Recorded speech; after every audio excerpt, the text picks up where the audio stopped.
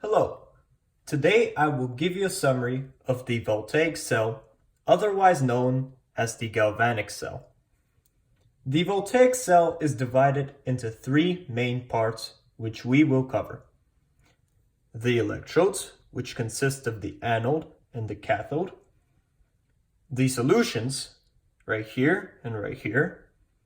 And the salt bridge, which connects these two solutions.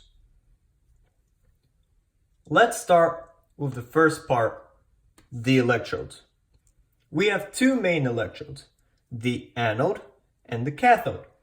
The electrodes are both made out of a metal which can conduct electricity. Let's start with the anode. The anode is the place where the oxidation reaction takes place in the galvanic cell.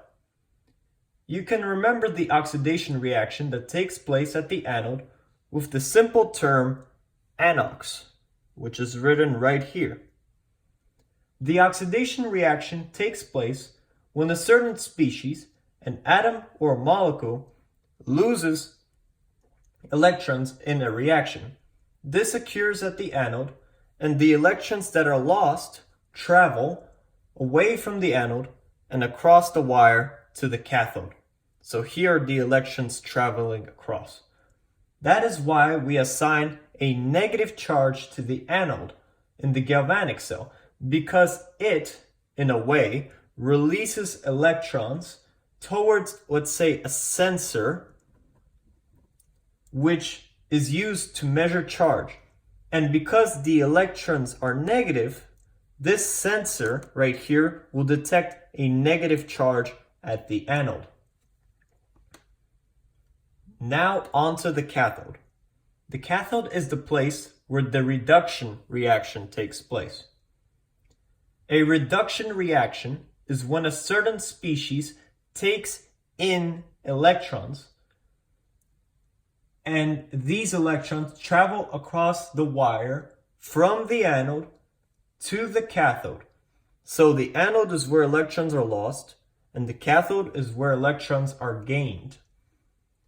In that way, a current is conducted across the wire, which could be used to do work. In this case, a current meter can measure the current.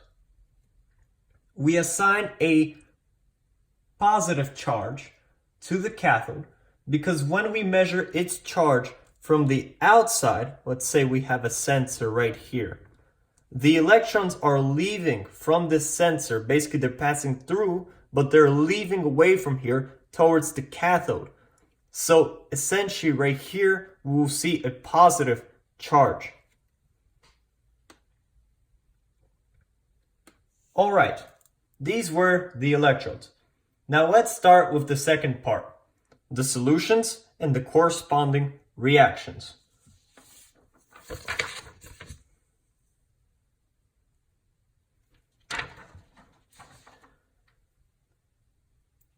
At the anode, and this is the anode, the solution has components of the reaction floating around.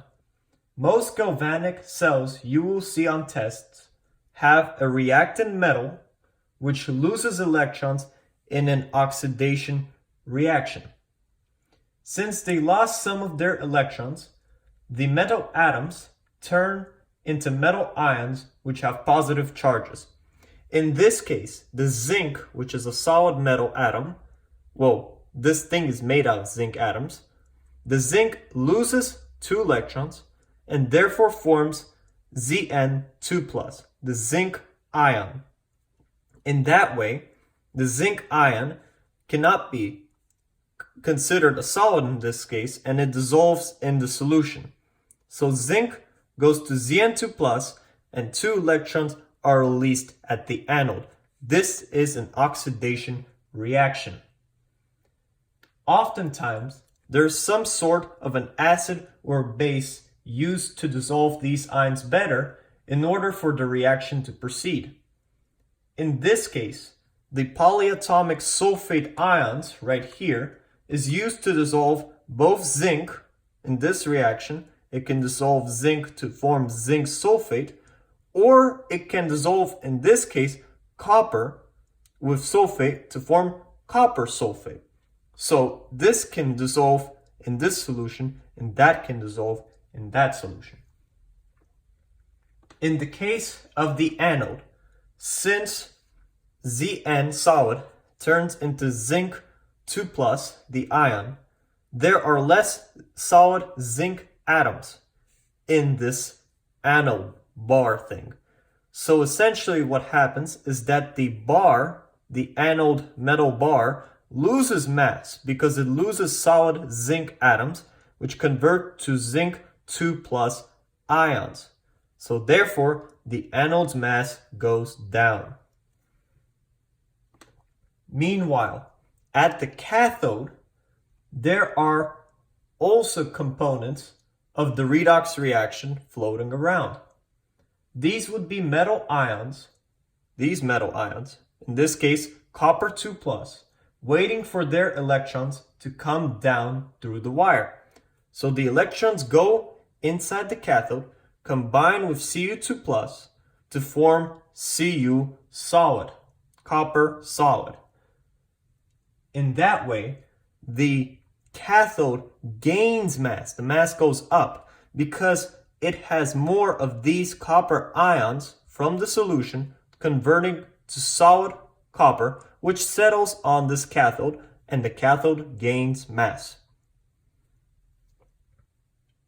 Now, I have summarized the solutions, but not completely. Some redox reactions have products and reactants that are never in solid form. For example,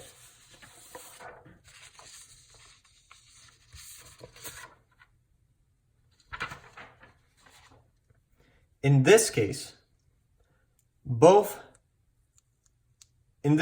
reactants cannot be in solid form.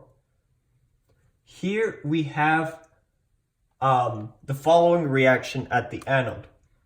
It consists of Fe2 plus ions losing an electron, E minus, and therefore producing Fe3 plus ions.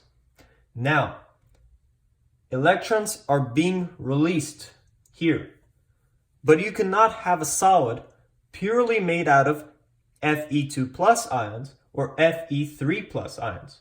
Therefore, an inert, non-reactive metal such as platinum is used to be the conductive electrode, and the entire reaction takes place in the solution. In this case, platinum can conduct these electrons through the wire because we cannot have Fe2 plus or Fe3 plus being in solid form to do this job.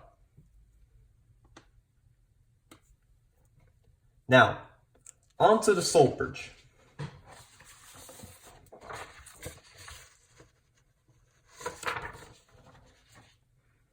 The salt bridge is often the source of the greatest confusion amongst students studying voltaic cells, yet it has a simple purpose. If the reaction runs without a salt bridge, as the electrons travel from one side to the other side, there will be too many electrons piling up at the cathode side. At that point, there will be so many negative charges piling up at this cathode because these electrons are piling and piling down here, that incoming additional electrons will not be able to pass because the negative charge will repel these incoming negative electrons. Like charges repel each other. And as a result, there will be no current conducted in the wire. The salt bridge, its job is to release ions into both the anode and cathode solutions, which will counteract the charge buildup. In the cathode solution, the salt bridge will release positively charged ions to counteract the pileup of negative electrons. So basically, these positive ions counteract these negative electrons. So it will not have a negative charge building up here, which will prevent further electrons from coming in. And a similar thing happens at the anode. There are negative ions being released by the salt bridge so that there won't be too much positive charge right here since so many electrons leave. So essentially, this salt bridge sort of neutralizes these charges so that the reaction can keep going on and on and on. And now that is how a voltaic cell works. These are the basics. This is a summary. See you in the next video.